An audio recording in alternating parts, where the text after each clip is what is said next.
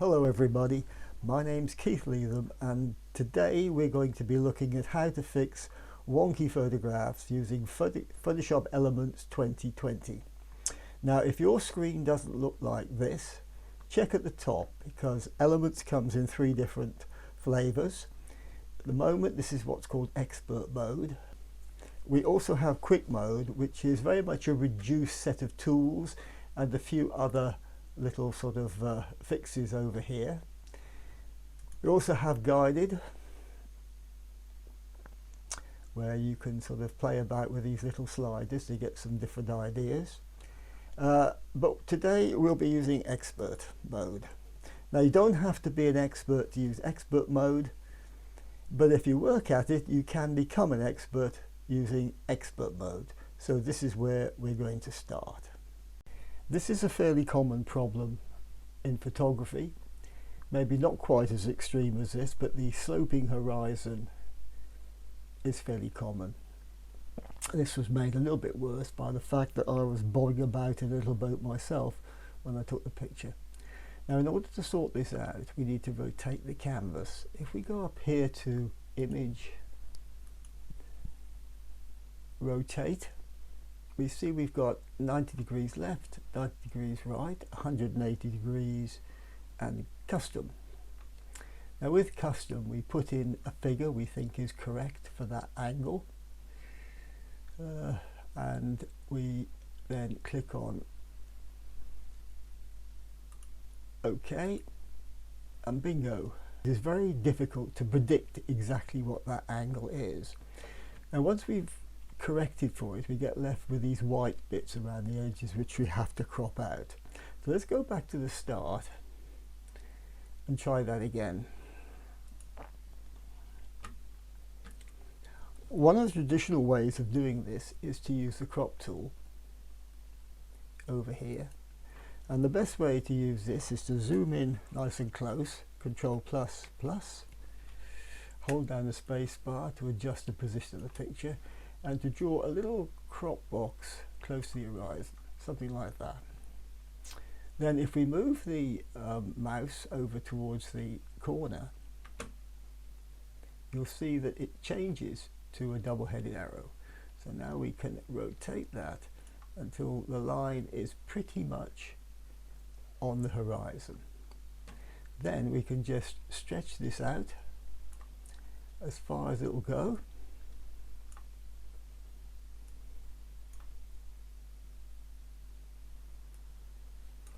Better put it back to full size, Control 0.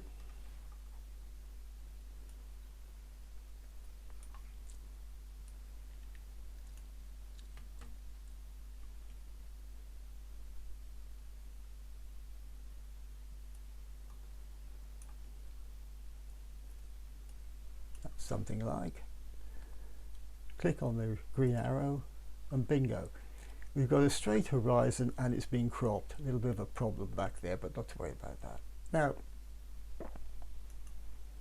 if we go back again, those are the traditional ways of doing it. Now, Photoshop Elements 2020 has got quite a lot of artificial intelligence built into it.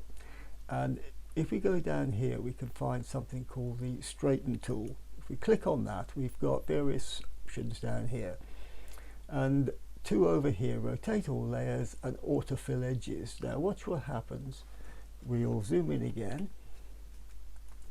and with the Straighten tool we just draw a line along the horizon like that, let it go, and it does a little bit of thinking and a little bit of sorting out, and eventually it not only straightens the horizon but it fills in all the edges as well. And this actually works extremely well, but sometimes it can go horribly wrong.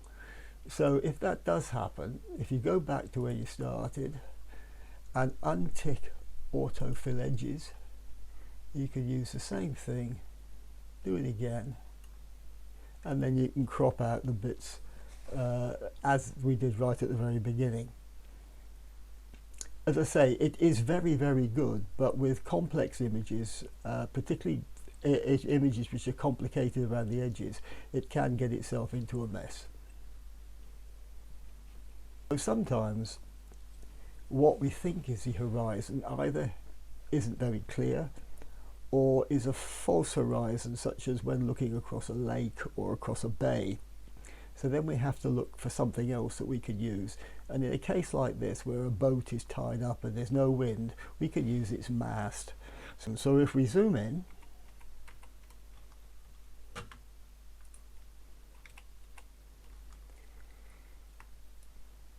use the space bar to move the image. You've got the straighten tool selected, click on the top, drag it down, let it go, let it do its bit of thinking. Bingo, there we are, the whole image has been straightened.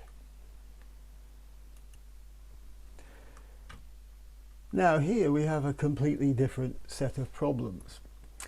Church windows. Church windows have a number of issues with them. Although they're quite big, relative to the size of the church, they are little islands of light in an otherwise very dark area. And if we just point our camera at them and take a picture, we're likely to get overexposure, which means we lose all those lovely colours, everything gets too bright.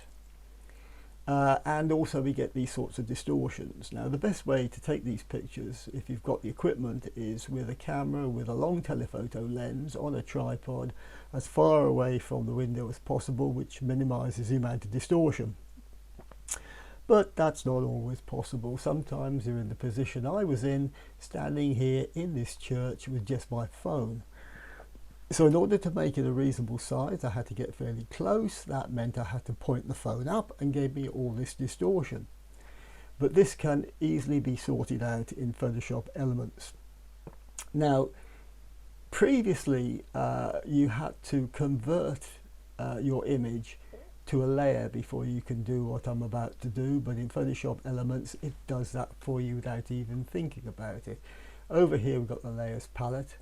And you can see it's really, no, here's the layers palette, sorry, that's just the background. Normally that changes to a layer. We have to change that to a layer.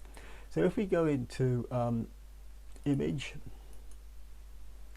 transform, skew,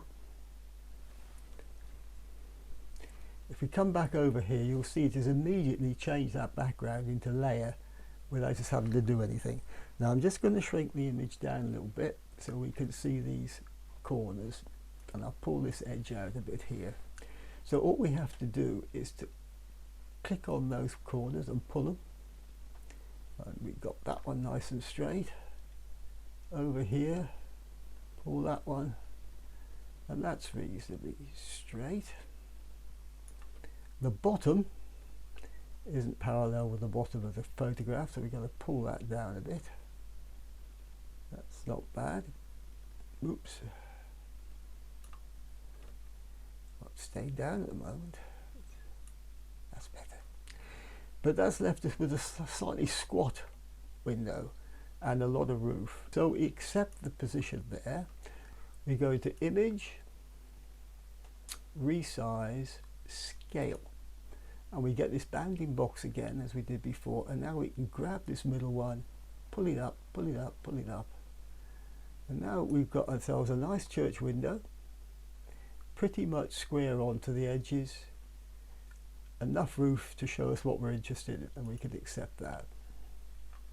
Minor adjustments can be done again by going back into Image, Transform, Skew. That end you could do with pulling down a little bit. That's better. So there we are.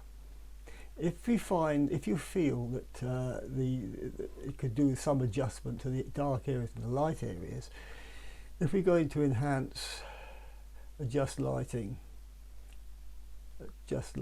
Shadows and Highlights, that's opened up the shadows a bit too much. We could take those down a bit.